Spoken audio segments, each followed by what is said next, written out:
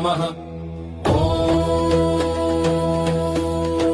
पंचमुखे हनुमते नमः।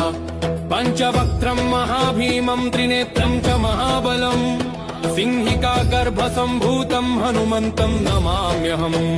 ॐ हं हनुमते रक्ष रक्ष सर्वतो माम्। ॐ हं हनुमते रक्ष रक्ष सर्वतो माम्। ॐ पूर्वे हनुमान् कपिमुखधारी रक्षतु माम्। दक्षिणे नारसिंह वपुर्मान् सदा पातु। पश्चिमे गरुडरूपवान् रक्षतु। उत्तरदिशि वराहरूप सदा रक्षतु माम्। पूर्वे हयग्रीवविग्रह पातु मे शिरः। अधस्तात् ब्रह्मास्त्ररूप पातु पादयुग्मं सदा